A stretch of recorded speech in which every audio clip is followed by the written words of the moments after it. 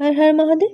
নমস্কার বন্ধুরা, আজ আমি প্রদোষ ব্রত নিয়ে আলোচনা করব। মার্গশীর্ষ মাসের শুক্লপক্ষের ত্রয়োদশী তিথি 12ই ডিসেম্বর রাত 10:26 থেকে শুরু হয়ে 13ই ডিসেম্বর সন্ধ্যা 7:40 শেষ হবে। এছাড়াও এই দিন অনেকগুলো শুভ যোগও তৈরি হচ্ছে। 13ই ডিসেম্বর 5:26 থেকে শুরু করে রাত 7:40 পর্যন্ত শুভ সময় থাকবে শিব পুজো করার। এছাড়াও যে শিবযোগ তৈরি হচ্ছে সেটি থাকবে 11:53 পর্যন্ত। প্রদোষপদে ভগবান শিবের উপাসনার জন্য উৎসর্গ করা হয়েছে। এই দিন তার আরাধনা করলে সাধক তার সমস্ত মনোবাঞ্ছা পূর্ণ করতে পারেন। প্রতি মাসের কৃষ্ণ ও শুক্লপক্ষের ত্রয়োদশী তিথিতে এই উপবাসটি পালন করা হয়। এটি বিশ্বাস করা হয় যে প্রদোষ ব্রতের উপবাস করলে তার সমস্ত মনোবাঞ্ছা পূর্ণ করে। এই তারিখটি বিশেষ করে বিবাহিত মহিলাদের জন্য খুবই উপযোগী।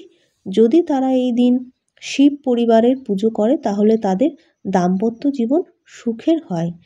এই দিন কি খাওয়া যাবে কি খাওয়া যাবে না, অবশ্যই যারা পুজো করবে তারা সাত্ত্বিক খাবার খাবেন, যেমন ফল, দুধ, লস্যি, এবং যে ভক্তরা শারীরিক দিক থেকে সামর্থ্য হলে তারা জল ও খাদ্য পরিহার করবেন।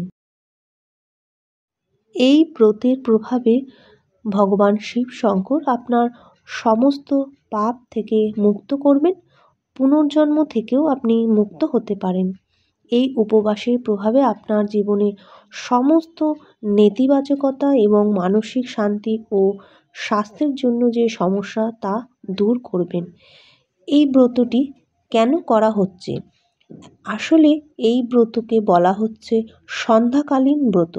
সন্ধ্যার সময় এই ব্রত করা হয়ে থাকে। এটি ভগবান শিব এবং দেবী পার্বতীর কাছ থেকে সন্তুষ্টি, আনন্দ এবং আশীর্বাদ প্রদান করে থাকেন। এই দিন শিবলিঙ্গকে পঞ্চামৃত দ্বারা অভিষেক করা হয় এবং বিল্বপত্র নিবেদন করা অত্যন্ত শুভ। ভক্তরা এই দিন ব্রতকথা পাঠ করেন, শিবপুরাণ পাঠ করেন এবং 108 বার মহামৃত্যুঞ্জয় জপ করেন। এরপর পুজো অনুষ্ঠান শেষ হলে ভক্তরা পবিত্র জল প্রসাদ হিসেবে গ্রহণ করেন। প্রদোষের যে অর্থ তা হলো অন্ধকার দূরীকরণ। শুক্র প্রদোষ ব্রতের শুভ দিনে ভক্তরা ভগবান শিব ও পার্বতীর পুজো করে অতীতের সমস্ত পাপ থেকে মুক্ত পেতে পারেন এবং মোক্ষ লাভ পেতে পারেন। এটি প্রতি মাসে 2 বার পালন করা হয়। প্রদোষ ব্রত সপ্তাহে যেদিন পড়ে তার উপর নির্ভর করে সেটি কি নামে হবে। যেমন এটি শুক্রবার পড়েছে বলে একে শুক্র প্রদোষ বলা হচ্ছে। ভক্তরা বিশ্বাস করে যে এই প্রদোষ পুজো করলে পাপ এবং নেতিবাচক কর্ম অপসারণের সহায়তা করেন। ভগবান ভোলেনাথ সুস্বাস্থ্য, সমৃদ্ধি এবং মঙ্গলের আশীর্বাদ করেন, আধ্যাত্মিক বৃদ্ধি বাড়ায় এবং শান্তি অর্জনে সহায়তা করে। ভিডিওটি ভালো লাগলে সাবস্ক্রাইব করবেন।